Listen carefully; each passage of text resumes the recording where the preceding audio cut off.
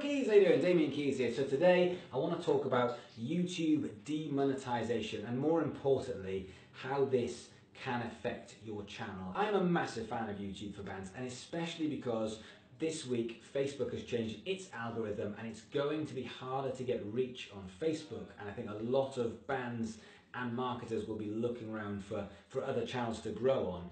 For me personally, YouTube is the most underutilized social media platform when it comes to bands. If you think about what you've got as a band, you've got every tool to basically build an audience via YouTube, because you're visual, because of the audio, because of the emotion, because of the storytelling. There's so many great things that you can do with your band that fit into YouTube, but for me, almost every band I see isn't taking YouTube seriously. So there's a thing called the partnership program with YouTube, and effectively this is how you sign up to YouTube and become an affiliate in order to monetize your channel. If you have monetized your channel, it basically signs you up to a partnership program. That means you can just put a video live, monetize it, and people will click on it and you will instantly start to receive money from that. So YouTube are changing things. At the moment, out of the 100% of people that use YouTube, apparently 15% have over 1,000 subscribers. So what is happening now is YouTube are only going to allow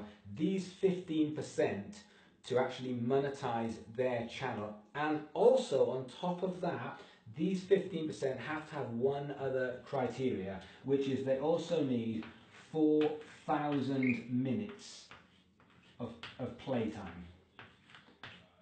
So if you fit the criteria of being in the top 15%, of having more than 1,000 subscribers, and within a 12-month period you have got 4,000 minutes, you are now eligible. But as of next month, if you don't, your channel will be demonetized. So how do we get here? Well, if you think back to 2017, there were words banded around like adpocalypse, and there was a massive hoo-ha, big drama alert. And the reason for that is because there was a lot of content going on YouTube which was non-ad friendly content, which brands were advertising on and being very unhappy with it. And this created a storm. So YouTube changed its algorithm to basically, if you were swearing, if you had drug references or violence, then it basically got demonetized as a video. So YouTube's job is to try and keep you, the user, on YouTube at all times, always looking at the consumer, the end goal. And in doing this, what it's trying to do is it's trying to reward people who take YouTube seriously, because there are a lot of people who spend a massive proportion of their life creating for YouTube, and it wants to look after those people, because in doing so, that will look after you, the user, because you'll have better quality of things to watch. However, this is a problem for a lot of you guys watching, a lot of bands and creatives who don't fit into the 15%. You're in the 85%, which means you can't monetize your channel.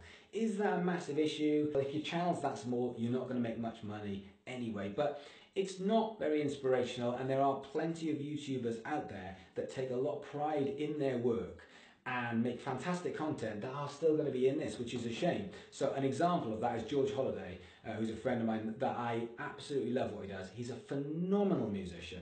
He is just creative, he is the nicest guy, and I genuinely look forward to his content when he releases it. But at the moment, he's not quite fitting into this algorithm. He will very soon, because I know his channel's going to blow up because he's that talented. But at the moment, he doesn't. Does it matter to him? Probably not, but it's just not as inspirational as being looked after. This is what I want you to do. I think YouTube is a fantastic platform for creatives and bands, and I don't think bands are utilizing it properly. And I want to see a lot more bands jumping from the 85% to the 15%, so that you can monetize should you want to. Not for the money, but because I think it's very important that bands should be on YouTube, and I don't think they should be using it as just a library to put videos. I think this is an amazing platform to build a community, to look after an audience, to actually be creative and do the things that you love to do, tell your story, and actually get to a point where you are growing and building amongst an audience and community that take you seriously, like the YouTube community, because this shows that YouTube take YouTube seriously and they are trying to look after really good creators. Thanks for watching, guys. I would like you to like and subscribe, and more importantly, go and check out George's stuff, because he's an absolute monster musician and a total legend. I'll see you guys tomorrow.